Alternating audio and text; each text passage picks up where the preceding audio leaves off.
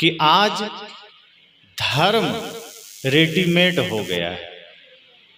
जैसे कपड़े रेडीमेड हो गए, भोजन रेडीमेड हो गए, घर भी रेडीमेड हो गए। बहुत ऐसे देश हैं जहां घर भी अब बना बनाया मिलता है, फोल्डिंग। आप लाइए, खोल के फैला लीजिए, घर बन गया। कपड़े आपको सिलवाने की जरूरत नहीं है, सिले सिलाए मिल जाते हैं। भोजन आपको बनाने की जरूरत नहीं है, बना बनाया घर पर आ जाता है। जो शहर में रहते हैं वो जोमेटो और स्विगी का प्रयोग करके ले आते हैं। तमाम तरह के साधन आ गए, सब कुछ रेडीमेड हो गया। इस क्रम में धर्म कहाँ पीछे रहता। यहां भी कुछ ठेकेदार बैठे थे, उन्होंने धर्म को भी रेडीमेड कर दिया कि तुम्हें ध्यान करने की जरूरत नहीं है, तुम्हें त्याग करने की जरूरत नहीं है, तुम्हें सत्संग में भी जाने की जरूरत नहीं है, तुम्हें झूठ छोड़ने की जरूरत नहीं है, तुम्हें माता पिता गुरु की सेवा करने की जरूरत नहीं है। जो मंत्र मैं दे रहा हूं इसका जाप कर लेना, स्वर्ग में भेज दूंगा। तो ऐसे रेडीमेड धर्म देने वाले लोग भी बैठे हैं और आज हमने उसी रेडीमेड धर्म को अपनाया है। ये समाज में विकृति का कारण वही रेडीमेड धर्म है। जिस दिन वो धर्म हमारे आचरण में उतर जाएगा उस दिन हमारे समाज की विकृति मिट जाएगी। अब देखिए, अभी सावन का महीना बीता, बहुत से लोग धार्मिक हो गए। जो शराब पीते थे, मांस खाते थे, 1 महीने के लिए शराब छोड़ दिया, मांस छोड़ दिया। क्यों भाई? सावन का महीना चल रहा है, हम तो बड़े धार्मिक आदमी। इसका मतलब तुम्हें पता है कि शराब पीना गलत है, तुम जानते हो कि मांस खाना गलत है, तभी तो 1 महीने के लिए छोड़ा। अगर बढ़िया होता खाना, पवित्र है खाना, तब तो सावन में और ज्यादा खाता पीता। लेकिन सावन शिव जी का माह है, उसमें हम कैसे खा सकते हैं, कैसे शराब पी सकते हैं? तो चलो 1 महीने के लिए धार्मिक बन जाए। अब 1 महीने के लिए कांवर उठाए, बोल बम चल रहा है। 11 महीना तौले कम, 1 महीना बोल बम। 1 महीना बोलबम कर लिया, 11 महीना सबके साथ छल कपट चल रहा है। ये रेडीमेड धर्म आपको सदैव कालखंड में सीमित कर देता है। ध्यान देना, धर्म कालखंड समय परिस्थिति में सीमित नहीं होना चाहिए। धर्म तो जीवनचर्या है। जब धर्म आपके आचरण में उतर जाए, एक स्त्री अपने स्त्रीत्व धर्म को समझ ले, एक पुरुष अपने पुरुषत्व धर्म को समझ ले, एक गुरु अपने गुरु होने का धर्म समझ ले, एक पिता अपने पिता होने का धर्म समझ ले, एक शिष्य अपने शिष्य होने का धर्म समझ ले, तो समझना उसका काम बन गया। अब हम क्षणिक धार्मिक बनते हैं। मैंने कहा रेडीमेड धर्म। सावन महीने में धार्मिक हो गए, अभी नवरात्र आने वाला है, बहुत से लोग नवरात्र में धार्मिक बन जाएंगे। वो सोचेंगे कि 9 दिन मांस नहीं खाना है, 9 दिन शराब नहीं पीना है, 9 दिन जुआ नहीं खेलना है, शुद्ध सात्विक जीवन जीना है, और तो और छोड़ो, लहसुन प्याज तक का त्याग कर देते हैं। 9 दिन अगर कोई उससे मिले तो मालूम पड़ेगा इससे बड़ा बुद्ध तो धरती पर कोई नहीं है।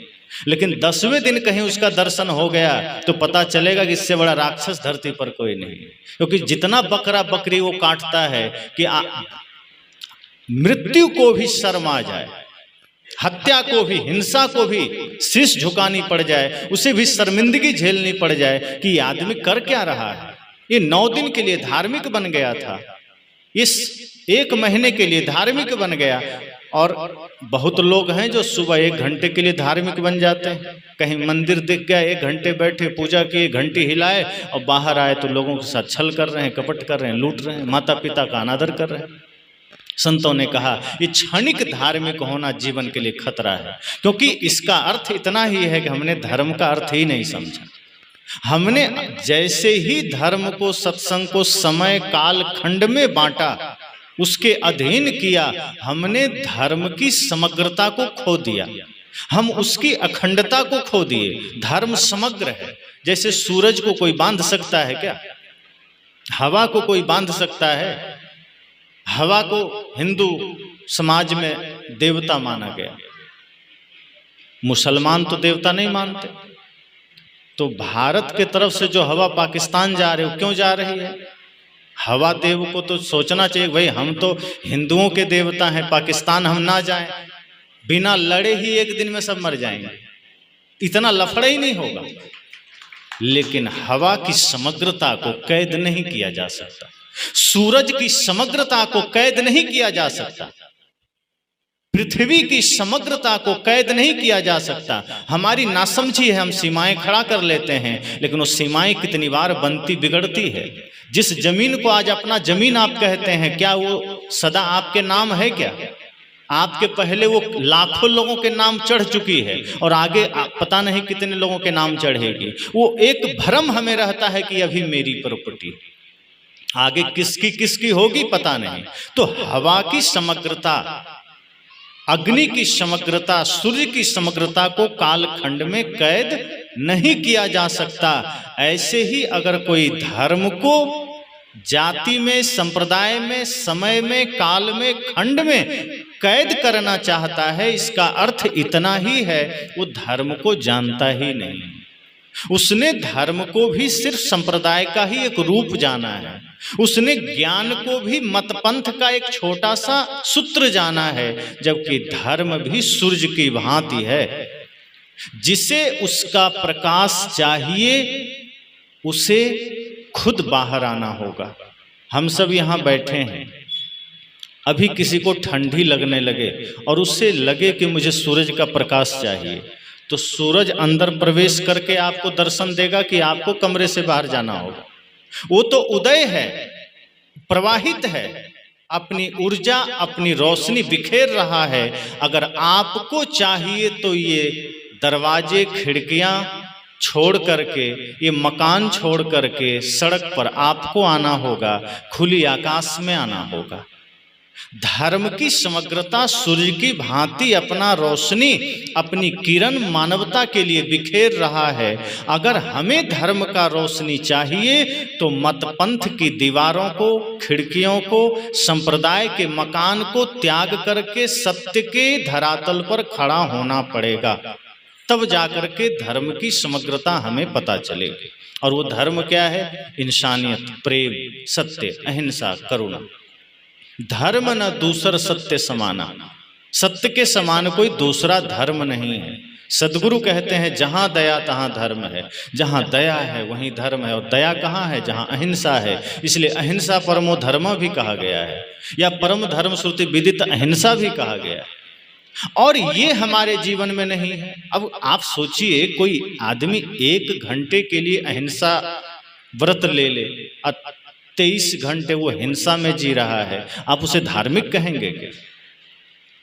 कोई आदमी मातृ पितृ दिवस के दिन माता पिता का फोटो लगा लिया स्टेटस में कि हम तो बड़े माता के भक्त हैं। अब जैसे ही मातृ पितृ दिवस बीता, दूसरे दिन माँ पानी मांग रही है, कहता ले लो अपने से, टाइम है क्या इतने? फोटो तो लगा लिए, लोगों को दिखा दिए, हम 1 दिन के लिए माता के भक्त बन गए, पिता के भक्त बन गए। 1 दिन आजादी महोत्सव मनाना है तो सुबह से शाम तक मेरा रंग दे बसंती चोला चल रहा है। ऐ मेरे वतन के लोगों, कर चले हम फिदा, और जैसे ही 16 अगस्त हुआ, साजन मेरा उस पार है। बस यही हमारी नासमझी है जो हमें हर कदम पर नीचे गिरा रही है। हम किसी भी चीज को एक काल में समेटना चाहते हैं, अपने को एक खंड में बांटना चाहते हैं कि चलो 1 दिन आजादी का महोत्सव मना लिया, अब बाकी 364 दिन तो हम उसी प्रपंच में डूबते हैं। 1 दिन के अलावा कहाँ चिंतन है? 1 महीने सावन में हमने शिव जी का नाम जप लिया, बाकी 11 महीने तो वही पाप में डूबते हैं। 9 दिन हम नवरात्र मना लेते हैं, लेकिन हम अपने भीतर के दिए को नहीं जला पाते, अंधेरा है।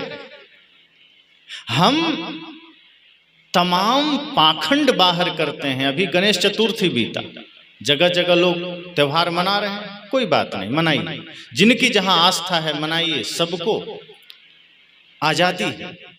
लेकिन क्या गणेश चतुर्थी के पीछे के रहस्य को जान रहे हैं? वो गणेश है, अर्थ मतलब गणों का ईश। संतों ने भाव अर्थ में कहा, गण मतलब आपके भीतर भी गण है। ये नाक, कान, आंख, त्वचा, ये सब गण ही तो हैं। जितने भी हमारी इंद्रियां हैं वो समझो गण हैं, और उसका जो मालिक बन गया वही गणेश है। और हम उसका मालिक हैं क्या? मन अपने तरफ से खींच रहा है हमें कहीं और, आंख हमें कहीं और ले जा रही है, कान कहीं और ले जा रहा है, हम माया के अधीन हो गए और हम गणेश बन नहीं पाए। तो हमने एक मूर्ति तो बना लिया, सरल लगा, मूर्ति बनाना सरल लगता है, उस सरल काम है। भीतर हम ज्ञान की मूर्ति स्थापित कर सकें, अपने आचरण को ही मूर्ति रूप दे सकें, ये हमें कठिन लगता है। गणेश की मूर्ति हमने बना लिया और जिस दिन विसर्जन करना हो जम करके शराब पी लिया। अब गणेश जी के नाम पे नशा भी चलता है। अब शराब पी लिया, ठेला में डाला और डीजे बजा के डांस करते हुए ले जाके ना जाने कहाँ उलट दिया गंदगी में। फिर ध्यान नहीं है गणेश जी का, फिर हम कचड़े में उलट देते हैं। ये महापुरुषों का या संतों का या जिन्हें आप भगवान मानते हैं अपमान ही तो है। उनके नाम पर आपको लगता है आप धर्म तो कर रहे हैं, पर सच तो यह है कि आप अधर्म कर रहे हैं। अगर गणेश जी के प्रति श्रद्धा है, सम्मान है, तो आप उनके तथ्य को समझेंगे, उनके बताए हुए कुछ जो सत्य सूत्र हैं आप उसे मानेंगे। शिव जी ध्यानी हैं, लेकिन आज उनको मानने वाले लोग गंजेड़ी हैं। और वो जब उनको रोकिए कि आप गांजा क्यों पीते हैं, अरे ये शिव जी का प्रसाद है। अब इतने नासमझ लोग हैं कि गांजा भांग भी शिव जी को चढ़ा दे रहे हैं। अब शिव जी होते तो कहते कि अरे मूर्खों क्यों मेरे पास ये गांजा भांग लेकर आ रहे हो, ये तुम्हारी जीव की लोलुपता है, तुम पियो, हमारा नाम तो कम से कम खराब मत करो। अब उनके नाम पर गांजा चलता है। अब एक आदमी को मैंने रोका कि ये शिव जी के नाम पर गांजा तो मत पियो, का एक शिव जी का प्रसाद है, वो पीते थे इसलिए हम भी पीते हैं। हमने कहा वो तो जहर भी पीते थे, जरा देखो एक बार चख। लेकिन नहीं, जो हमारे जीव को पसंद है, जिन आदतों का हम गुलाम हैं, हम सिर्फ वही नासमझी करेंगे, बाकी नहीं करेंगे। हम क्या वो तो परम ध्यान में रहते हैं, तुम भी ध्यान में बैठो कभी। अक्सर मैं कहा करता हूं कि हमने महापुरुषों को भी एक धर्म का रूप बना करके अपने जरूरत के हिसाब से प्रयोग किया है। अपने मन की भड़ास को निकालने के लिए हमने धर्म का सहारा लिया है। चाहे वो राम हो, चाहे कृष्ण हो, चाहे शिव हो, चाहे गणेश हो, चाहे दुर्गा जी, हमने इनका प्रयोग ज्ञानार्थ में नहीं किया है, हमने इनका प्रयोग स्वार्थ में किया है, लोलुपता में किया है, अज्ञानता में किया है। कृष्ण के ही नाम पर आज लोग रास रचा रहे हैं। अब जो कृष्ण स्त्री के साथ कभी नाचे घूमे नहीं हैं, लेकिन उनके नाम पर रास लीला चलती है। अब अपने मन की वासना को कृष्ण की आड़ में पूरा करते हैं और नाम देते हैं, तो कृष्ण ने किया था हम कर लिए तो क्या दिक्कत। अब जो कृष्ण योग की शिक्षा दे रहे हैं, जो स्थित प्रज्ञ की शिक्षा दे रहे हैं, जो परम ज्ञान की शिक्षा दे रहे हैं, उस कृष्ण को हम समझ नहीं रहे हैं। जो कृष्ण पाखंड से मुक्ति की बात कर रहे हैं, जब गोकुल के लोग और क्षेत्र के लोग जब इंद्र की पूजा कर रहे थे कि वर्षा करते हैं इसलिए इंद्र की पूजा करेंगे, कृष्ण जी ने क्या कहा, किसी के पूजा से वर्षा थोड़े होती, अपने होती है, इसलिए इंद्र की पूजा बंद करो, बंद करवा दिया। ये हम ध्यान नहीं देते। उन्होंने पाखंड के खिलाफ आवाज उठाई थी, उन्होंने आडंबर के खिलाफ आवाज उठाई थी, पर उनके ज्ञान को कौन समझता है। कृष्ण का चेहरा लगा दिया, पीछे हम अपने व्यभिचार का नंगा नाच करते हैं, हम अपने मूर्खता का नंगा नाच करते हैं। शिव का चेहरा लगा दिया, शिव जी के पीछे गांजा पीते हैं, भांग खाते हैं। यही काम हम संतों के लिए भी करते हैं, यही काम हम अपने महापुरुषों के लिए भी करते हैं, और यही हमारे जीवन की सबसे बड़ी मूर्खता है। तो मैंने कहा कि हमारा धर्म भी कालखंड में सीमित हो गया, हमारा धर्म भी रेडीमेड हो गया। हमारा धर्म अखंड थोड़े है, हमारा धर्म हमने समय के साथ बांट दिया, जोड़ दिया कि सुबह उठे तो धार्मिक हो गए, दिन में हम व्यवसायी हो गए, दिन में हम छल कपट में लग गए, शाम को आए थोड़ा फिर घंटी बजा लिए, थोड़ा धार्मिक हो गए। धार्मिकता को हमने बाहर से जोड़ा है। और एक बात और ध्यान दीजिए, धर्म कोई क्रिया नहीं है जो बाहर से किया जाए, धर्म आचरण है जो जीना पड़ता है। धर्म स्थिति है जिसे धारण करना पड़ता है, क्रिया नहीं है। क्रिया जब भी होगी वो जड़ होगी, और जड़ वस्तु आपका स्वरूप नहीं है। इसलिए मैंने कहा कि धर्म के उस मर्म को समझिए। क्षणिक धार्मिक नहीं बनना है, क्षणिक धार्मिक होना बड़ा खतरनाक है, और ऐसे लोग ही युद्ध लड़ते हैं जो क्षणिक धार्मिक हैं, जो कुछ समय के लिए राम के भक्त हो गए, कृष्ण के भक्त हो गए, कबीर के भक्त हो गए, बुद्ध के भक्त हो गए, ये लड़ने पर उतारू हो जाते हैं क्योंकि इन्हें मर्म पता नहीं है। सदगुरु कबीर के नाम पर भी लड़ाइयाँ हो जाती, बुद्ध के नाम पर भी हिंसाएं हो जाती। जो हिंसा के खिलाफ खड़े थे उनके नाम पर हिंसा है। जो सदगुरु कबीर नशा के खिलाफ खड़े थे, वो कबीर साहब के नाम पर कबीर बीड़ी चलता है कई जगह। अब जो नशा के खिलाफ खड़े हैं, ऐसे ना समझ लोग हैं, अपना बिजनेस बीड़ी का कर रहे हैं, तो कबीर के प्रति आस्था है तो नाम किसका दें? कबीर साहब का नाम डाल दें। अब महावीर स्वामी जीवन भर कपड़ा नहीं पहने, उनके नाम पर आपको बहुत दुकानें मिल जाएगी, महावीर वस्त्र भंडार। अब जो कभी कपड़ा ही नहीं पहने, उनके नाम पर वस्त्र भंडार है। तो हम आस्था तो रखते हैं, पर वो आस्था विवेकहीन होता है। इसलिए महापुरुषों का प्रयोग हम निजी स्वार्थों में करते हैं। हम महापुरुषों के बताए रास्ते के अनुसार स्वयं को बदलते नहीं हैं। उनके बताए सूत्र के हिसाब से हम स्वयं में परिवर्तन नहीं लाते हैं। हम अपने स्वार्थ के अनुसार उन्हीं को बदल लेते हैं। हम जैसा हैं वैसा भगवान बना लेते हैं। अगर हम गांजा पीते हैं तो शिव जी को सामने खड़ा कर लेते हैं।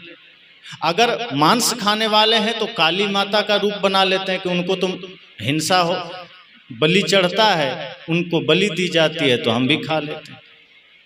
तो भगवान का भी हमने निर्धारण किया अपने स्वार्थ में। इसलिए मैंने कहा कि एक महीने, सावन का महीना, एक महीना लोगों ने कहा बड़ा पवित्र महीना है। जहाँ आश्रम है अपना बगल में पुराना शिव मंदिर है, तो भीड़ लगी रहती थी। तो बहुत से लोग सुबह देख रहे हैं, कोई पैदल जा रहा है, कोई कांवर लेके जा रहा है, कोई उलटते हुए जा रहा है। अब पूछो तो किस लिए जा रहे हो भाई? भगवान के प्रति आस्था है, पूजा करते हैं। लेकिन पता चला कि भाई से बंटवारा लेकर के कोर्ट में केस लड़ रहा है, माँ बाप को वृद्धाश्रम भेज रखा है, पड़ोसी से विवाद चल रहा है, कितने बकरी बकरा काटने की तैयारी में है कि सावन बीता नहीं। कि सावन का महीना जब चल रहा था तो जो बाजार से हम लोग गुजर रहे हैं तो देखते हैं मांस मछली की दुकानें ठप पड़ गई है, एकदम शांत बढ़िया पवित्र मालूम पड़ता है, गलियां साफ है। लेकिन जैसे ही सावन बीता कि मालूम पड़ता है राक्षसों की पूरी भीड़ उतर आई है।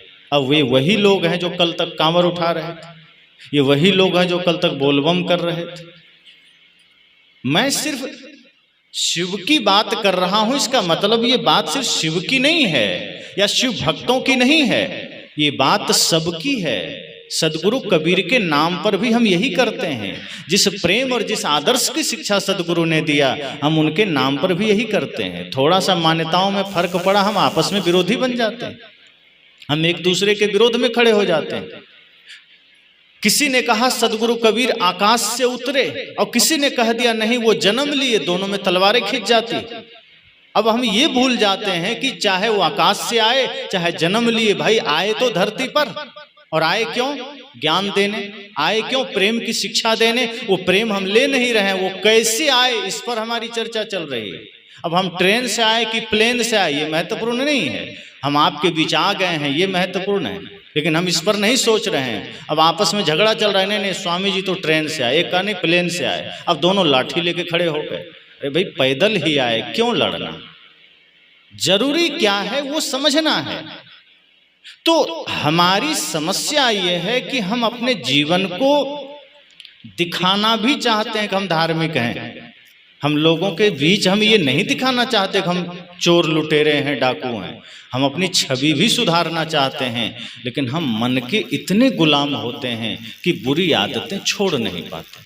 लेकिन सदगुरु कहते हैं आप में सामर्थ्य है, आप में शक्ति है, आप चाहें तो कुछ भी छोड़ सकते हैं। गलत आदतों को छोड़ा जा सकता है, बुरी आदतों को छोड़ा जा सकता है। यदि आप नशा करते हैं, मांस खाते हैं, तो आप विचार तो करिए कि मनुष्य के लिए क्या ये जरूरी है। अरे भाई आप जिस भगवान की पूजा करते हैं, चाहे वो राम हो, कृष्ण हो, चाहे हनुमान जी हो, आप श्रद्धा पूर्वक मंदिर जाते हैं, भगवान के मंदिर में बढ़े। तो मैंने कहा कि चाहे राम जी का मंदिर हो, कृष्ण जी का हो, हनुमान जी का हो, हम बड़ी श्रद्धा से पूजा करने जाते हैं, चाहे हम कैसे भी हों। और आप देखिए आदमी की चालाकी कि जिस मंदिर में भगवान सूंघ नहीं सकते वहाँ बढ़िया क्वालिटी का अगरबत्ती जलाया, और जिस शरीर में स्वयं परमात्मा बैठा है वहाँ बीड़ी और सिगरेट जला दिया। अब परमात्मा भीतर है तो वहाँ बीड़ी जला रहे हैं, और जहाँ परमात्मा नहीं है वहाँ बढ़िया अगरबत्ती जला रहे हैं। जहाँ परमात्मा नहीं है वहाँ आप मेवा, मिष्ठान, बतासा, मिश्री चढ़ा रहे हैं, और जहाँ साक्षात परमात्मा भीतर बैठा है वहाँ आप गुटखा, तंबाकू चढ़ा रहे हैं। जहाँ परमात्मा नहीं है उसकी सिर्फ प्रतीति हम करते हैं कि चलो प्रतीक है, एक मूर्ति हमने बनाया उनका स्मरण में, वहाँ हम गंगा जल और दूध चढ़ाते हैं, और जहाँ साक्षात परमात्मा बैठा है वहाँ शराब चढ़ा रहे हैं। सदगुरु कहते हैं ये हमारी चालाकी कि भगवान बना करके हमने उनको मंदिर बना दिया बाहर गांव के। अक्सर लोग गांव के किनारे में मंदिर बना लेते हैं, कहीं बीच में भी होता है, और वहाँ भगवान की मूर्तियाँ बना दी। आराम से धूप, दीप, अगरबत्ती सुबह शाम जला दिए गए, घंटी बजा दी गई, और बाकी समय ताले लगा दिए गए कि भगवान अब आप यहीं रहिए, आपकी जरूरत नहीं है बाहर। ये चालाकी की आदमी ने। भगवान का मंदिर बनाने का मतलब ही है कि भगवान आपकी आवश्यकता घर में नहीं है, आप मंदिर में रहिए। ऐसे ही एक बार कृष्ण जन्माष्टमी का समय था, तो जो कृष्ण भक्त थे, ज़्यादातर मारवाड़ी उनके भक्त होते हैं, तो उन लोग ने उनका मंदिर बनाया और पूजा अर्चन करते थे, वंदन करते थे। तो जब जन्माष्टमी का समय आया तो मंदिर बढ़िया से सजाया गया, चारों तरफ लाइटें लगाई गई, पूरा हर्षोल्लास का वातावरण है। और जो मंदिर का मेन पुजारी है वो मस्त पूजा की तैयारी में है, चढ़ावा चढ़ रहा है, मन मगन है कि चलो भगवान के नाम पर ढेर सारे लड्डुएं, मेवा, मिष्ठान, धन दौलत चढ़ रहे हैं, मस्ती में है। श्री कृष्ण ने सोचा कि मेरे भक्त कितने श्रद्धा से हमारी पूजा करते हैं। जन्माष्टमी है, मेरा जन्मदिन है, मैं धरती पर नहीं हूं, फिर भी लोग इतना बढ़िया से मना रहे हैं। यदि मैं स्वयं चला जाऊं तो कितना आनंद आएगा लोगों को। मेरी अनुपस्थिति में अगर मेरी इतनी पूजा हो रही है, मेरे लिए इतना साज सज्जा हो रहा है, अगर मैं साक्षात चला जाऊं तो पुजारी तो नाच उठेगा, मंदिर के लोग तो खुशी से झूम उठेंगे। यह सोचकर कृष्ण जी पहुंच गए मंदिर के गेट के बाहर। तो गेट के बाहर जो द्वारपाल खड़ा था, दरवान, उसने कहा कि ए कहाँ जा रहा है? उसने कहा देखता नहीं मैं कृष्ण हूँ, अंदर जा रहा हूँ, मेरा ही सब हो रहा है। कहा मजाक करता है, लगता है किसी नाटक से भाग कर आया है, बहुरूपिये निकल। श्री कृष्ण ने कहा ये मुझे पहचानता नहीं, मेरी ही पूजा है, मेरा ही मंदिर है, मुझे ही बहुरूपिया कह रहा है। कृष्ण ने सोचा ये द्वारपाल है, इसको क्या पता है, तो द्वारपाल का नौकरी कर रहा है, यह मुझे नहीं जानता हूँ। फिर भी जैसे तैसे बहाना करके घुस गए अंदर। अब अंदर घुसे तो देखते हैं चारों तरफ क्या मजे का तैयारी है, लाइटें लगी है, भजन बजाए जा रहे हैं, नृत्य चल रहे हैं, श्री कृष्ण के भजनों पर लोग उत्साह से नाच रहे हैं। सोचा ये लोग भी मुझे देखकर नहीं पहचान रहे हैं, मामला क्या है? मेरी मूर्ति पर तो सिर झुका रहे हैं, मुझे पहचान ही नहीं रहे, मामला क्या है? फिर सोचा पुजारी मेरी पूजा दिन रात करता है, वो तो पहचान ही लेगा। तभी नजर पड़ गई एकदम सामने मंदिर से पुजारी चला आ रहा है, बड़ा बड़ा पेट, अगल बगल दो चार चेले खड़े हैं छाता लगाए, बढ़िया हाथ जोड़े जय जयकार करते। कृष्ण ने सोचते हैं ये आदमी तो पहचान जाएगा, ये मेरा पुजारी है, ये रोज मेरे मूर्ति पर नाक रगड़ता है, ये जान लेगा। जैसे ही कृष्ण जी सामने खड़े हुए, झट से पुजारी कहता है अरे ये बहुरूपिया कहाँ से आ गया, तुम लोग कैसे आने दे दिया इसको? कृष्ण को बड़ी हैरानी हुई, कहा ये आदमी भी नहीं पहचाना जो सबसे करीबी से मेरी पूजा करता है, जो सबसे निकट रह करके मेरी पूजा कर रहा है, दर्शन कर रहा है, मेरे ही नाम पर ये सब कुछ, ये इतना बड़ा तैयारी कर रहा है, ये भी नहीं जाना। उसने, कृष्ण जी ने कहा अरे भाई गजब बात है, तुम भी नहीं पहचाना, मैं कृष्ण हूँ। कहा तुम जैसे बहुरूपिये मैंने बहुत नौटंकी में देखे, मजाक मत करो, निकलो यहाँ से। कृष्ण ने कहा पहचान नहीं रहे हो, मैं ही कृष्ण हूँ। पुजारी ने कहा तुम ऐसे नहीं मानोगे, अपने चेलों से कहा पकड़ो इसको, बंद करो मंदिर के किस पीछे कमरे में। उठाया, सब कंधे पर ले जाके बंद कर दिया, ताला मार दिया। उसके बाद बढ़िया से तैयारी हुई, भजन गाए गए, प्रसाद बांटे गए, खूब चढ़ावा चढ़ा, मस्त सारे कार्यक्रम संपन्न हो गए। आधी रात को पुजारी गया कमरे में और दरवाजा खोल करके श्री कृष्ण के चरणों में गिर गया, कहा प्रभु माफ करना। कृष्ण जी ने कहा दिन में तो नहीं पहचान रहे थे, अभी कैसे पहचान गया? कहा पहचान लिए थे उसी समय, लेकिन अब चेलों के बीच में कहते कि आप ही भगवान है, तो मुझे छोड़कर सब आप ही की पूजा में लग जाते, फिर तो मेरा ही भट्ठा बैठ जाता, मेरे पेट पर लात पड़ जाती। इसलिए अब आपकी यहाँ जरूरत नहीं है, आप ठीक हैं जहाँ हैं, हम आपके नाम पर यहाँ बढ़िया धंधा चला रहे हैं, हमारा व्यापार मस्त चल रहा है, आपकी जरूरत नहीं है, आप दोबारा कभी मत आ जाना, यही निवेदन है, चले जाओ। तो जो कृष्ण के नाम पर पाखंड चल रहा है, वे लोग भी नहीं चाहते कृष्ण जीवन में आ जाएं, क्योंकि कृष्ण जीवन में आ गए मतलब हम किसी से नफरत नहीं कर सकते, प्रेम हमारे जीवन में आ जाएगा, समग्र सृष्टि के प्रति दया का भाव आ जाएगा और राष्ट्र और समाज के प्रति कर्तव्य का भाव आ जाएगा। जब प्रेम की बात हो तो कृष्ण प्रेम में भी आगे हैं, और समाज, राष्ट्र और मानवता की रक्षा की बात हो तो वहां अनुशासक की भांति भी खड़े हो जाते हैं चक्र लेकर। ये संदेश कृष्ण देते हैं, यही बात बुद्ध के लिए है। वे करुणा के मिसाल हैं, वो अपनी करुणा से समग्र सृष्टि को प्रकंपित कर रहे हैं, हृदय में एक करुणा के भाव जागृत कर रहे हैं। लेकिन उनके नाम पर क्या हो रहा है? जितने भी अधिकांश बौद्ध साधु हैं मांसाहार करते हैं।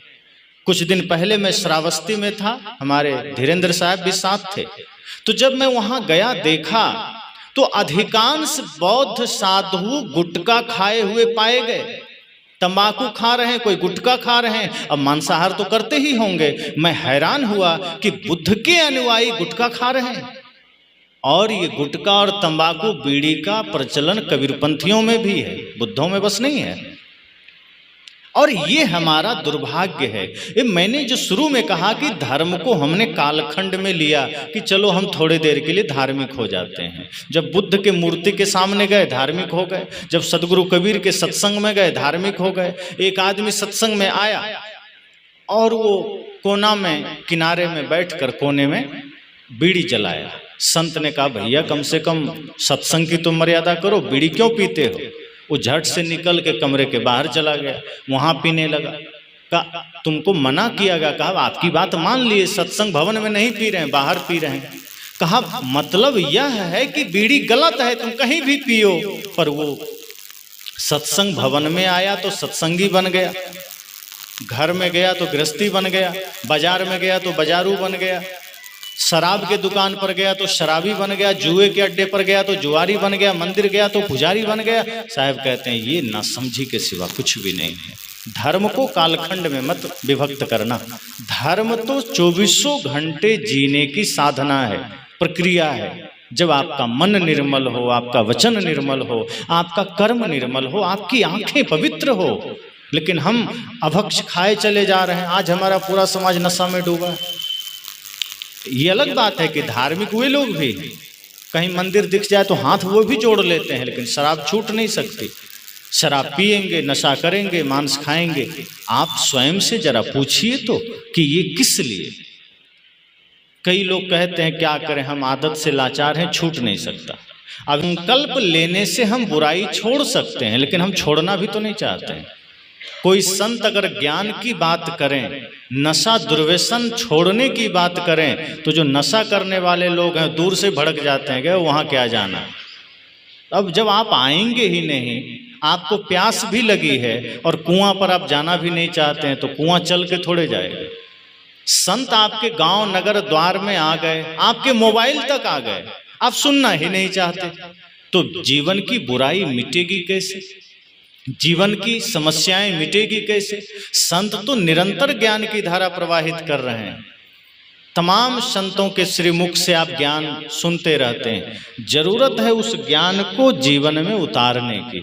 अगर हम सुनेंगे तो बुराइयों से मुक्ति पा लेंगे, हम सुन करके मनन करेंगे तो नशा दुर्व्यसन से मुक्ति पा लेंगे। एक जगह एक संत प्रवचन कर रहे थे, तो नशा पर बोल रहे थे, नशा पर, जुआ पर, तमाम तरह के दुर्व्यसन पर। तो कुछ नशेड़ी, गंजेड़ी और जुआरी का ग्रुप चला आ रहा था। वो जैसे ही थोड़ी दूर आया तो कानों में तो ध्वनि चली गई।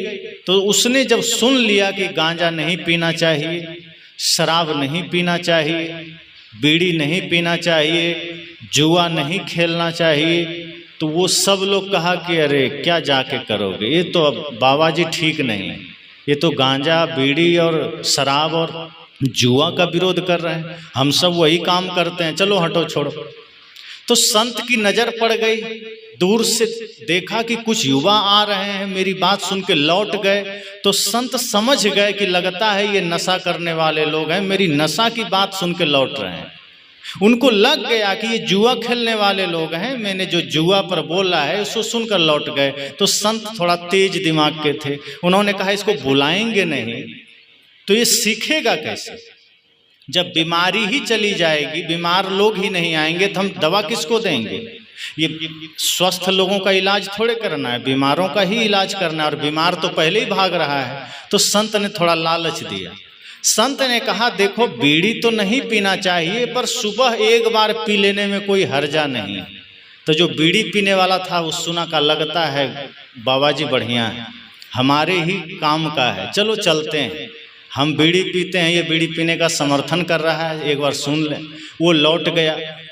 लेकिन जो शराब पीने वाला था कहने ने मेरे काम का नहीं है। तभी बाबा जी ने कहा कि देखो शराब भी त्योहारों में एक बार पी लेने से कोई हर्जा नहीं है, त्योहार में कभी कभी पी लेना चाहिए। शराबी को लगा ये बाबा तो बड़ा काम का है, लौटो, ये तो हमारा ही समर्थक है। तभी जुआरी कहा मेरा क्या काम, जुआ का तो देखो खंडन किया है। संत समझ गए कि जुआरी के लिए भी कुछ कहना पड़ेगा।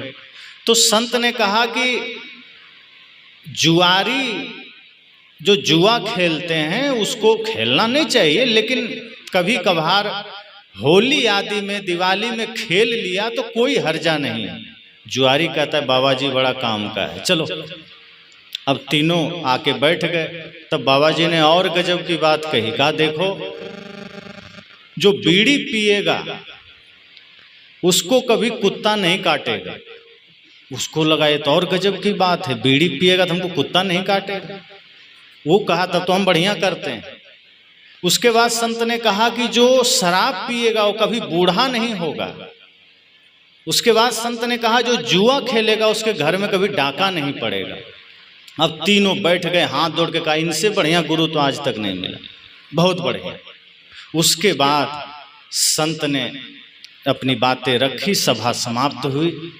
अब संत तो जान रहे हैं कि ये तीनों अब मेरे पास आएगा ही आएगा, तब इलाज करेंगे, क्योंकि बीज तो डाल दिया था। पहले ही कुछ कटाक्ष कर देते भाग जाता, आता ही नहीं। संत ने कहा मैं तो बीज डाल दिया, अब आएगा मेरे पास। सत्संग खत्म हुआ, तीनों पहुंच गए। कहा गुरुजी आज दीक्षा दे दीजिए। कहा क्यों? कहा आप मेरे काम के, लोग हमारा विरोध करते हैं, काहे बीड़ी पीता है, काहे शराब पीता है, क्यों जुआ खेलता है। आप पहले गुरु मिले हैं जो हमारे बीड़ी पीने का समर्थन कर रहे हैं, और ऊपर से आपने ये भी बताया कि बीड़ी पिएंगे तो हमें कुत्ता नहीं काटेगा। ये कैसे गुरुजी? अब संत ने कहा अब तरकीब से काम लेना है। संत ने कहा आओ बैठो, अब बताते हैं। देखो जब तुम बीड़ी पियोगे तो पीते पीते फेफड़ा तो खोखला हो जाएगा, जल जाएगा, तुम खांसने लगोगे और तुम्हारा शरीर कमजोर हो जाएगा। तो उसके लिए फिर तुम लाठी लेके चलोगे, और जब हाथ में लाठी रहेगा तो कुत्ता निकट में आएगा?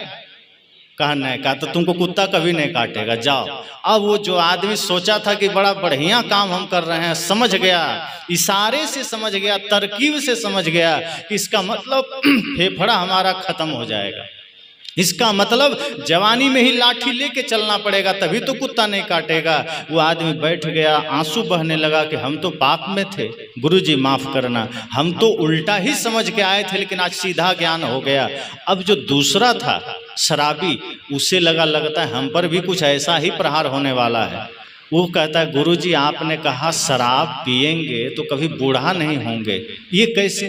कहा देखो तुम शराब पियोगे, पीते पीते जवानी में ही किडनी फेल हो जाएगी और जवानी में ही तुम मर जाओगे, तो बूढ़ा होने का काम क्या है?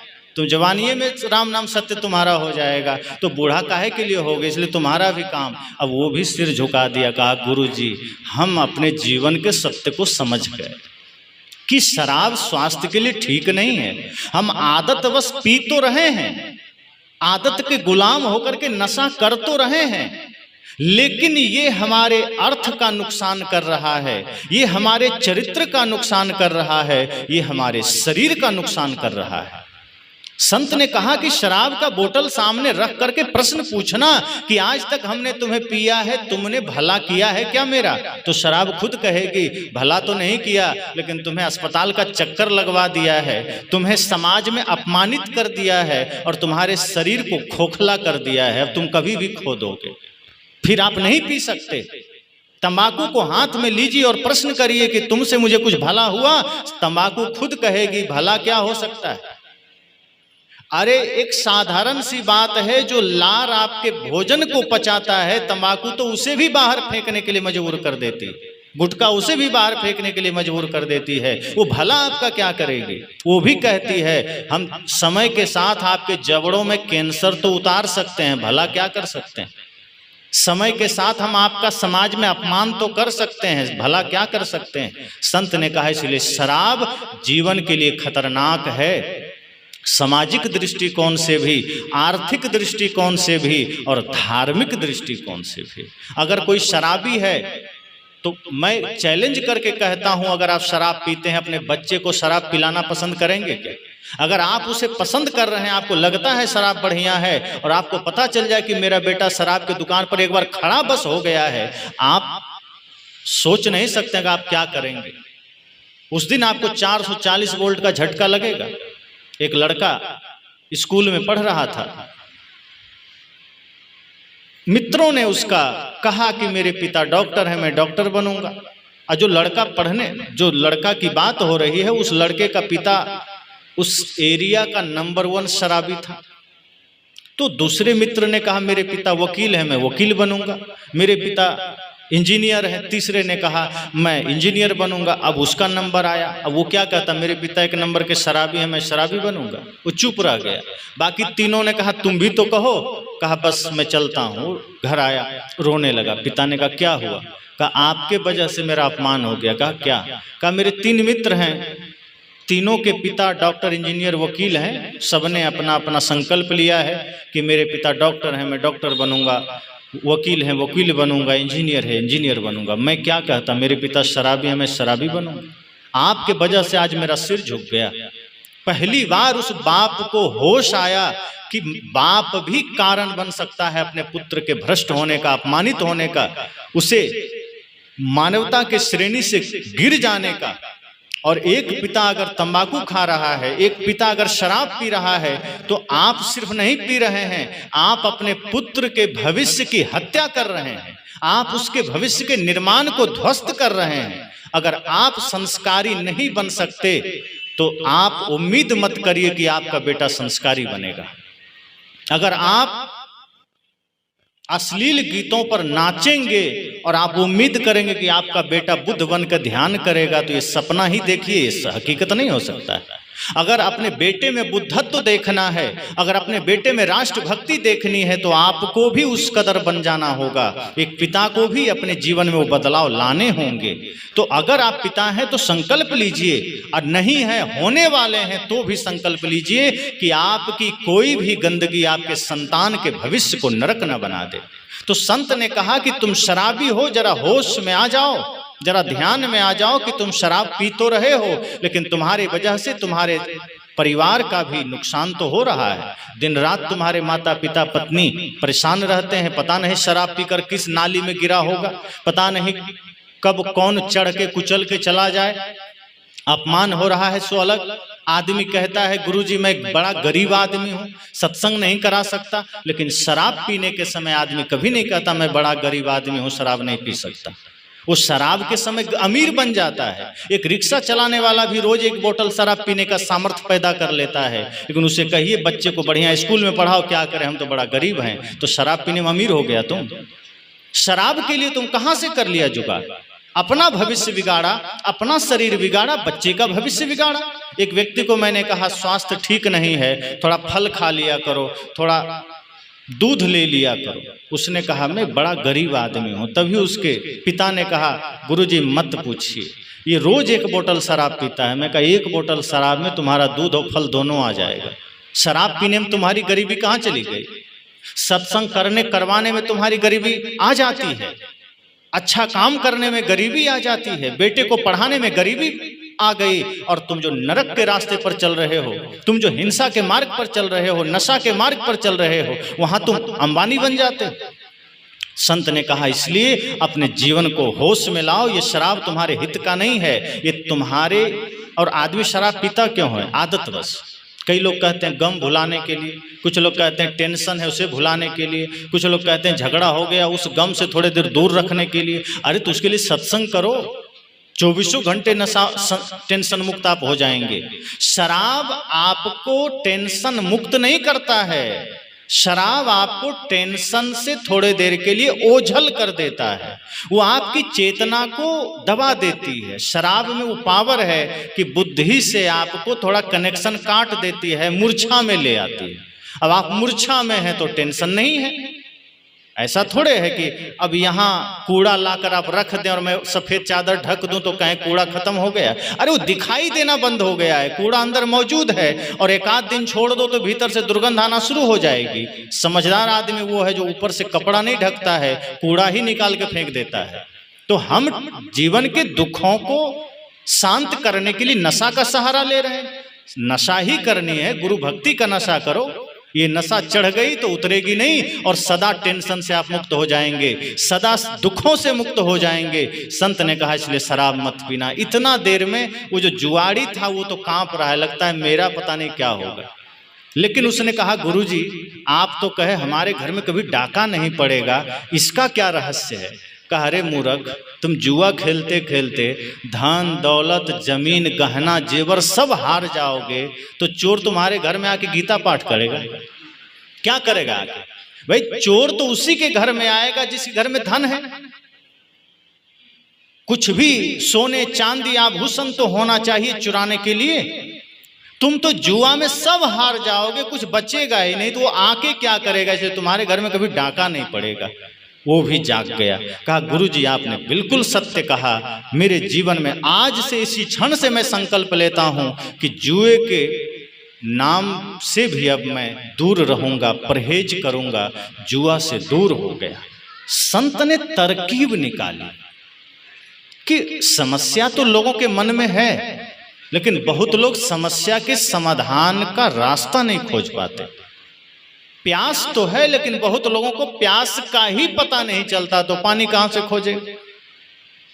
जैसे बाहरी प्यास का हमें पता चल जाता है, जो भीतर जो दुख है, भीतर जो पीड़ा है, भीतर जो अशांति है, हमें इसका ही आभास नहीं है। ये माया मोह प्रपंच छल कपट में हम इतना ज्यादा डूब जाते हैं कि उसी में हम एक तरह बेहोशी में चले जा रहे हैं। इसलिए दुख से मुक्ति का मार्ग भी पता नहीं चलता कि कहाँ मिलेगा। इसलिए संत ने कहा कि जीवन में संकल्प लीजिए, आप 1 घंटे का धार्मिक मत बनिए, आप 1 घंटे का सत्संगी मत बनिए। उससे अच्छा है कि आप पूरा पाप ही कर लीजिए, एक बार पूरा धार्मिक बनिए। अंगुलीमाल ने पूरा पाप किया, जी भर के किया, इतना आतंक फैलाया कि सेनाएं डरती थी, राजा डरते थे जाने से, लेकिन तथागत की करुणा ऐसी थी वो चले गए, क्योंकि वो निर्भयता में थे। उन्हें लगा कि अगर मैं लोगों के दुखों को दूर करने के लिए लोगों में आया हूँ, लोगों के बीच जा रहा हूँ, तो अंगुलीमाल भी तो दुख में है। उन्हें अंगुलीमाल की क्रूरता नजर नहीं आई, उन्हें उसके क्रूरता के पीछे छिपा हुआ दुख नजर आया। वो अपनी करुणा की दृष्टि से उसके दुख को देखते हैं और चल पड़ते हैं। और फिर क्या हुआ? इतनी पराकाष्ठा पर वो है हिंसा के, चोरत्व के, आडंबर के, तमाम तरह के विकारों की शिखर पर खड़ा है अंगुलीमाल। लेकिन बुद्ध के ज्ञान के प्रभाव में, बुद्ध के प्रेम करुणा के प्रभाव में, बुद्ध की वाणी के प्रभाव में धीरे धीरे उसका सब कुछ क्षीण हो गया। एक व्यक्ति ने कहा कि अगर हमने जीवन में पाप कर्म किए हैं तो क्या वो फल मिटेगा? क्या हम अपने भाग्य को बदल सकते हैं? तो एक बात गांठ बांध लीजिए कि मनुष्य जीवन में ही सारे कर्म बंधन को काटा जा सकता है, क्योंकि मनुष्य जीवन है ही कर्म की भूमिका, ये भोग की भूमिका नहीं है। यहाँ रत्नाकर भी अपने जीवन को बदल के वाल्मीकि हो जाते हैं, अंगुलीमाल भी अपने जीवन को बदल के अहिंसक हो जाते हैं। इसलिए ऐसा नहीं है कि हमने पूर्व में बहुत सारे पाप किए तो अब हम पाप का फल भोगेंगे। अगर हमने पाप किए तो ये मनुष्य जीवन मिला ही है कर्म को सुधार करने के लिए। इसलिए मनुष्य जीवन को साधन धाम मोक्ष कर द्वारा कहा कि ये मनुष्य शरीर मोक्ष का द्वार ले जाने वाला साधन है। मनुष्य के अलावा जितनी भी खानियां हैं वो सब भोग की भूमिका है। वहां हम भोगों को भोगते हैं, वहां हम मुक्ति नहीं पा सकते, वहां हम सत्य नहीं पा सकते। वहां हमारा जीवन प्रकृति में है, वहां हम सीमित हैं। जैसे गाय है, वो प्रकृति में है। आप कितनी भी कोशिश कर लीजिए गाय को मांस खिलाने का, वो नहीं खाएगी, प्रकृति में है। अब गाय कहे कि मैं मांस नहीं खाती हूँ, शराब नहीं पीती, तो मैं सबसे बड़ा धार्मिक हो गई। मतलब एक बात है कि गधा मांस नहीं खाता तो धार्मिक हो गया, वो उसका नैसर्गिक जीवन है, नेचुरल, प्राकृतिक। ये बातें आदमी के लिए लागू होती है कि आप कहें शेर हिंसा करता है तो बहुत पापी है। जानवरों का जीवन प्रकृति के अधीन है, वो अपने वश में कुछ भी नहीं है, वो प्रकृति के अधीन है। उसका खाना पीना जीना सब प्रकृति के अनुरूप है। उसको हम ना हिंसा कह सकते, ना अहिंसा कह सकते, ना पाप कह सकते, ना पुण्य कह सकते। वो सिर्फ मनुष्य में लागू होता है, क्योंकि मनुष्य कर्म की भूमिका है और यहाँ विवेक मिला है, विकसित मन मिला है। अगर हम हिंसा करते हैं तो हम पाप करते हैं, हम अहिंसा में जीते हैं हम पुण्य करते हैं। इसलिए संतों ने कहा मनुष्य जीवन में आए हैं तो कर्म का फल भी मिटेगा। पाप कर्म को भी आप मिटा सकते हैं, अपने बंधनों को भी काट सकते हैं। जैसे अंधेरा चाहे हजारों साल पुराना हो, दिया जला और अंधेरा खत्म। हमारे जीवन की अंधकार चाहे सदियों पुरानी हो, लेकिन जैसे ही ज्ञान का दिया जला सारे अंधेरे खत्म। इसलिए इस एक दिन के सत्संग में यही मंगल कामना है कि हम अपने जीवन को तात्कालिक धार्मिक ना बनाएं। धर्म क्षण पल के लिए नहीं हो, सत्संग घंटे 2 घंटे के लिए नहीं हो, ध्यान थोड़े समय के लिए नहीं हो, ये 24 घंटे हो। जहां अन्य लोगों ने कहा कि थोड़ा सत्संग करो, थोड़ा ध्यान करो, थोड़ी साधना करो, वहां सदगुरु कबीर ने क्या कहा? शब्द निरंतर मनुआ राता, मलिन वासना त्यागी, उठत बैठत कबहू न छूटी, ऐसी तारी लागी। उन्होंने कहा सोते जागते उठते बैठते कभी भी ध्यान नहीं छूटना चाहिए। ये 1 घंटे का ध्यान, 1 घंटे का सत्संग, 1 घंटे की पूजा से काम नहीं चलेगा। और सदगुरु कबीर समस्त मनुष्यों से यह कहते हैं कि तुम्हारे जीवन में अगर सजगता आ गई, होश आ गया, सावधानी आ गई, तो समझो आप 24 घंटे ध्यान में हैं। अब 1 घंटे ध्यान किया, बाकी समय आप प्रपंच में हैं। 1 घंटे सत्संग किए, बाकी समय बत्संग में हैं। तो क्या प्रयोजन हुआ, क्या अर्थ हुआ? सत्संग में प्रेम में बैठे हैं, घर गए तो सास बहू में झगड़ने लगे, पिता पुत्र में झगड़ने लगे, भाई भाई में झगड़ने लगे, थोड़ी थोड़ी बातों में चिढ़ने लगे, गुस्सा करने लगे, कटु वचन बोलने लगे, तो सत्संग का क्या अर्थ हुआ? इसी को कहते हैं क्षणिक धार्मिक होना। और आज ये क्षणिक धार्मिक होना ही समाज के लिए खतरा का कारण बना है।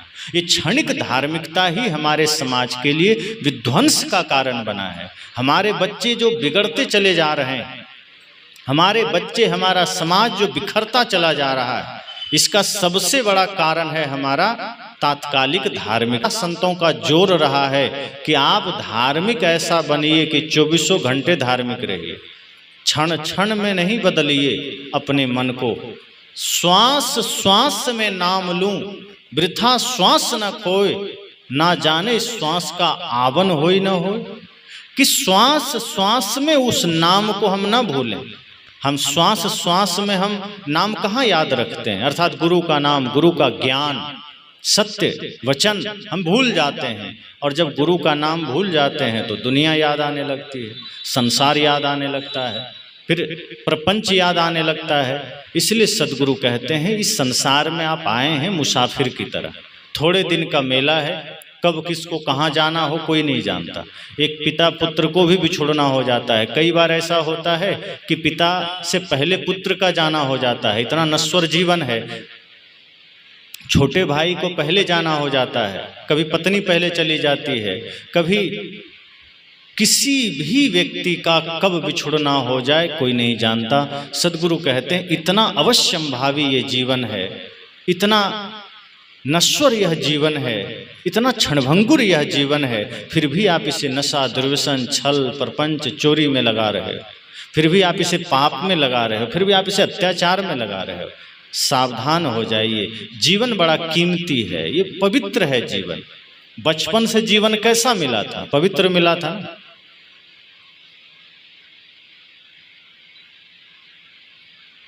संतों ने कहा है कि जब जन्म लिए थे तो जीवन पवित्र मिला था, लेकिन उसके बाद कुसंग में पड़ करके हमने जीवन को बदरंग कर दिया। धीरे धीरे इस पर दुनिया भर के रंग चढ़ते चले गए, दुनिया भर के रंग को हमने चढ़ा दिया। कहीं हिंसा का रंग चढ़ गया, कहीं क्रोध का रंग चढ़ गया, कहीं छल का रंग, कहीं काम का रंग, कहीं द्वेष का रंग। इन सब रंगों को मिटाना है ज्ञान से। मन पवित्र था मेरा जब जहां में आए थे, धर्म कर्म कुछ न थे, अपने न पराए थे। हम बेहोश हो गए, होश जब संभाला है, पहले से जो डूबे थे हमको भी धकेला है। भीड़ आदमी की है, आदमी अकेला है। बड़ा मार्मिक वचन है। मन पवित्र था मेरा। अब छोटे छोटे बच्चों को देखिए, इनकी आंखों में सरलता है, मासूमियत है, सौम्यता है, किसी प्रकार का छल है छोटे बच्चों के आंखों में। इसीलिए बच्चों को कहा भगवान, भगवान के रूप होते हैं। न झूठ है, न चोरी है, न छल है। मतलब प्रकृति ने जो आपको जीवन दिया बड़ा कोरा दिया, पवित्र दिया, साफ दिया, कोई ऐब नहीं है। जो पूर्व के कुछ संस्कार आप लेकर आए हैं वही है जो बाद में जागृत होंगे। लेकिन बचपना में जो ये नया जीवन मिला, नया शरीर मिला, न गुटखा की आदत है, न शराब की आदत है, न चोरी की, कुछ भी नहीं है, पवित्रता है।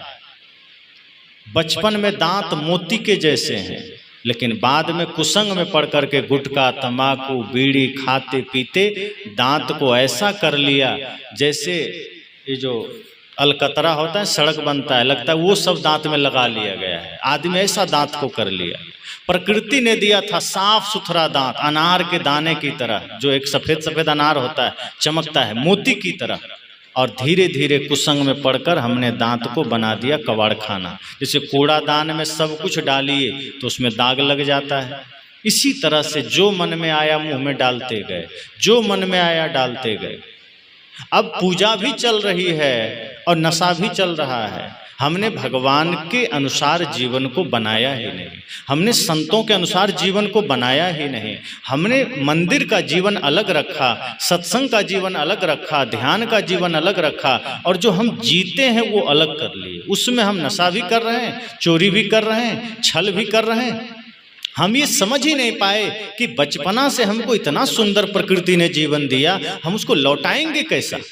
आपको किसी ने गाड़ी दिया, जाओ भाई शहर घूम आओ, या आपको लगा कि हमें जरूरत है, तो गाड़ी आप किसी का लेकर जाएंगे तो सुरक्षित वापस करेंगे कि नहीं? पंचर हो गई गाड़ी तो क्या आप उसको देंगे कि लो भाई तुम बनवा लेना? आप बना के देते हैं। खरोंच लग गई आप ठीक करा के देते हैं। प्रकृति ने आपको शरीर दिया कैसा? नशा मुक्त, दुर्व्यसन मुक्त, हिंसा मुक्त, और जब लौटाने का समय आया तब कैसा लौटा रहे हैं? अंतिम घड़ी में क्रोध का दाग लगा है, काम का दाग लगा है, लालच का दाग लगा है, हिंसा का दाग लगा है, अब वही लौटा दिए। सदगुरु कबीर ने कहा, ध्रुव प्रहलाद सुदामा ने ओढ़ी, सुखदेव ने निर्मल कीनी, दास कबीर ने ऐसी ओढ़ी, ज्यों की त्यों धर दीनी चदरिया झीनी रे झीनी। कहा दाग लग गए चिंता मत करना, लेकिन गुरु के सानिध्य में जाकर के उन दागों को छुड़ाना। कपड़े में लग जाए तो धोबी के घर ले जाके धुलवा लेते हैं, या केमिकल्स आ गए हैं अपने से धो लेते हैं, ताकि कपड़े का दाग कहीं बाहर लेकर चले गए तो लोग क्या कहेगा? हंसेगा। और मन में इतना कचरा लेकर के लोगों के बीच जा रहे हैं, तो क्या लोग हंसते नहीं हैं? पर हम उसे नजरअंदाज कर देते हैं। अपने आचरण में दाग लेकर घूम रहे हैं, उसका होश नहीं है। सदगुरु कहते हैं कपड़े में 2-4 दाग रह जाए चिंता मत करना, उससे आपका कुछ बनने बिगड़ने वाला नहीं है। लेकिन मन में आचरण में दाग रह जाए तो घर से बाहर मत निकलना। दर्पण के सामने खड़े होते हैं, चेहरा देखते हैं, कहीं दाग तो नहीं है, बाल ठीक है कि नहीं, गाल ठीक है कि नहीं, सब ठीक करते हो। एक बार आंख बंद करके ध्यान के दर्पण में अपने चरित्र को देखना कि इसमें कोई दाग तो नहीं है। अगर इसमें दाग है तो इस दाग के साथ हम बाहर नहीं जाएंगे। अगर उस दाग के साथ बाहर चले गए, कपड़े के दाग के साथ बाहर गए, तो कोई विवाद नहीं होगा, कोई झगड़ा नहीं होगा, कोई बुरा भला नहीं होगा। लेकिन अगर मन के दाग के साथ चले गए तो कहीं झगड़ा करके आओगे, कहीं विवाद करके आओगे, कहीं शराब पी कर आओगे, कहीं नशा करके आओगे, कहीं जुआ खेल कर आओगे, क्योंकि मन का दाग साथ लेकर गए थे। इसलिए सदगुरु कहते हैं बचपन का जीवन सुंदर मिला। मन पवित्र था मेरा जब जहां में आए थे, इस धरती पर जब आए थे तो मन पवित्र था, शरीर पवित्र था। लेकिन एक बात और संत ने क्या कहा? धर्म कर्म कुछ न थे, अपने न पराए थे। अब बच्चों के लिए क्या धर्म क्या कर्म? अब भाई जो बीमार है दवाई उसे चाहिए। अब जो बीमार ही नहीं है वो दवा लेने क्यों जाएगा? जो अनपढ़ है वो शिक्षा की तलाश करेगा, जो अनपढ़ ही नहीं है वो शिक्षा के लिए क्यों जाएगा? मन पवित्र था मेरा जब जहां में आए थे, धर्म कर्म कुछ न थे, न धर्म थे न कर्म थे, न पाप था जिसके लिए हमें पुण्य करना पड़े, न अधर्म था जिसके लिए हमें धर्म करना पड़े, और न अपने न पराए थे। अब जिस बच्चे का जन्म हुआ, माँ के गोद से उठा के आप किसी दूसरे शहर में दूसरे के घर दे आइए, वो उसी का हो जाता है, उसे कोई फर्क नहीं पड़ता मेरा अपना पराया कौन है। उस अवस्था में उसे कोई मालूम नहीं। आप उसे अपना और पराये की शिक्षा देते देते बड़ा कर देते हैं। तुम्हारा घर, ये परिवार, ये संसार, ये जमीन, ये जायदाद, उसे क्या पता? वो जिसकी गोद में गया उसी का हो गया। आगे संत क्या कहते हैं? धर्म कर्म कुछ ना थे, अपने ना पराये थे। अब असली बात है, हम बेहोश हो गए, होश जब संभाला है। लोग क्या कहते हैं? अरे बच्चा है, अभी तो बेहोश है, अभी तो अबोध है, अभी तो बेहोश है, सब कहते हैं ना। लेकिन सच मानिए तो वही होश में है। क्यों? क्योंकि वो नशा नहीं कर रहा है, वो झूठ नहीं बोल रहा है, वो छल नहीं कर रहा है, वो चोरी नहीं कर रहा है, इसलिए अभी वही होश में है। लेकिन संत क्या कह रहे हैं? हम बेहोश हो गए, होश जब संभाला है। अब जब लोगों ने कहा बच्चा जरा होश संभाल लिया है, अब बच्चा थोड़ा बड़ा हो गया है, तब क्या हुआ? बेहोश हो गया। मतलब अब वो नशा कर रहा है, अब चोरी कर रहा है, अब छल कर रहा है, अब चेहरे की सौम्यता गायब हो गई, आंखों की सौम्यता गायब हो गई, अब क्रूरता आ गई। अब ऐसा हुआ कैसे? एक बच्चा जो सौम्य रूप में जन्म लिया है, जो सौम्यता के साथ बढ़ रहा था, जो करुणा और प्रेम के साथ बढ़ रहा था, निर्मलता के साथ बढ़ रहा था, वो क्रूर कैसे हो गया? तो आगे संत उत्तर देते हैं, पहले से जो डूबे थे हमको भी धकेला है। तो जो माता पिता समाज पहले ही उस बुराई में डूबे थे, हमको भी धकेल दिया कि तुम भी चले जाओ। जो पहले ही जातिवाद में डूबे थे, वो बच्चे को भी जातिवादी बना दिए। जो पहले ही नशा में डूबे थे, अपरोक्ष रूप से उसने उसको भी नशाखोर बना दिया। जो पहले से हिंसा के मार्ग पर चल रहे थे, बच्चे को भी हिंसावादी बना दिया। संत कहते हैं इसलिए सजग हो जाइए, ये जीवन बड़ा कीमती है। कभी भी किसी भी समय मौत आए तो मौत के आने से पहले अपने जीवन को सजाइए। इस शरीर नशा के लिए नहीं मिला, इस शरीर प्रपंच के लिए नहीं मिला। राख तो होना है, राख तो बनेंगे, लेकिन इसका मतलब ये नहीं कि शरीर से आप पाप करिए, हिंसा करिए, नशा करिए। शरीर को प्रेम में लगाइए, सत्य में लगाइए, न्याय में लगाइए, भक्ति में लगाइए। इस शरीर का सदुपयोग है। अब शब्द तो वही होते हैं, उसी शब्द से गाली भी बन जाती है और उसी शब्द से गीत बन जाते हैं। अब वो तो व्यक्ति के ऊपर डिपेंड करता है कि शब्दों का कैसा प्रयोग करता है। वस्तुएं सबको मिल जाती हैं, सामर्थ्य सबको मिल जाता है, अवसर मिल जाता है, लेकिन हम क्या करते हैं? अपने अवसर का उपयोग नहीं करते, हम उसका दुरुपयोग कर लेते हैं। इसलिए संतों ने कहा सजग हो जाइए, धार्मिक बनिए, लेकिन शब्दों का धार्मिक नहीं बनिए, मतपंथ का धार्मिक नहीं बनिए, कालखंड का धार्मिक मत बनिए कि त्योहार आया तो बढ़िया धार्मिक हो गए, कि महापुरुषों का जन्मदिन आया तो धार्मिक बन गए, कबीर जयंती आई तो सब धार्मिक हो गए, बुद्ध पूर्णिमा आ गई तो सब धार्मिक हो गए, हनुमान जयंती आई तो सब धार्मिक हो गए, दिवाली आई तो सब घर में उजाला हो गया और भीतर अंधेरा। बाहर एक दिया कम जलाना पर दिल में पूरा उजाला करना। दिल में भक्ति का दीप जल सके, दिल में ज्ञान का दीप जल सके, तब पूरा संसार में उजाला होगा। आप जिस दिन अपने आप को समझ लेंगे कि ये हमारा शरीर कीमती है, ये मंदिर की तरह पवित्र होना चाहिए। बाहर की मंदिर की पवित्रता का ध्यान आपको है। एक शराबी भी जानता है कि बाहर मंदिर है तो वहां हमें शराब अगर पी रखे हैं तो थोड़ा कुल्ला उल्ला करके जाना है, गुटखा खा रखे हैं कुल्ला करके जाना है, चप्पल उतार के जाना है।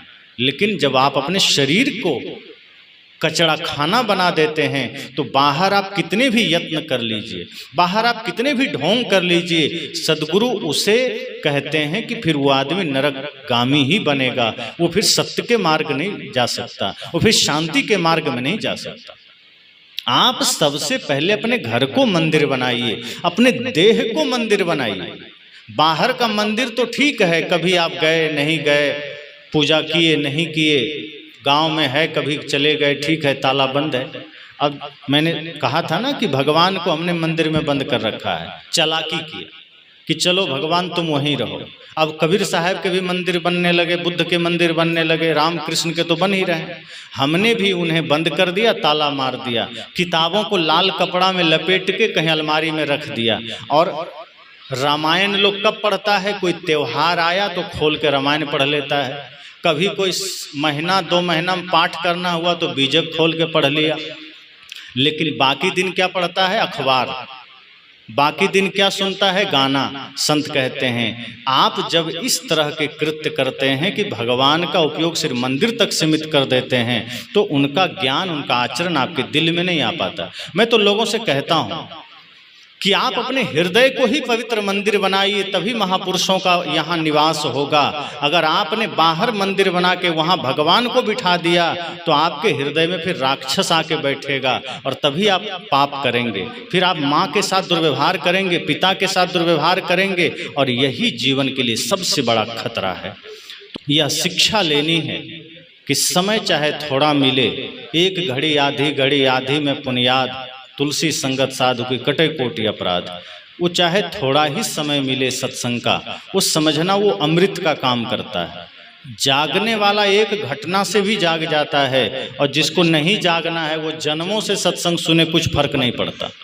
जिसको चेत जाना है वो एक बुद्ध के एक मिलन से अंगुलीमाल बदल जाता है। थोड़ा सा 2-4 प्रवचन सुनने वाला आदमी भी सत्संग करा करके जीवन बदल लेता है, और जिसको नहीं बदलना है वो सोचता है चलो आपका काम है बोलना, हमारा काम है करना, हम करते रहें, हम जो करते हैं करते रहें। इसलिए सजग हो जाइए, सचेत हो जाइए। बात कालखंड में नहीं, धर्म 24 घंटे चाहिए, और वो धर्म है सत्य, अहिंसा, प्रेम, करुणा। आप सदा सदा के लिए धार्मिक बनिए, हर अवस्था में धार्मिक बनिए, और जब आप हर अवस्था में धार्मिक बनेंगे तो उसका असर सर्वत्र दिखाई देगा।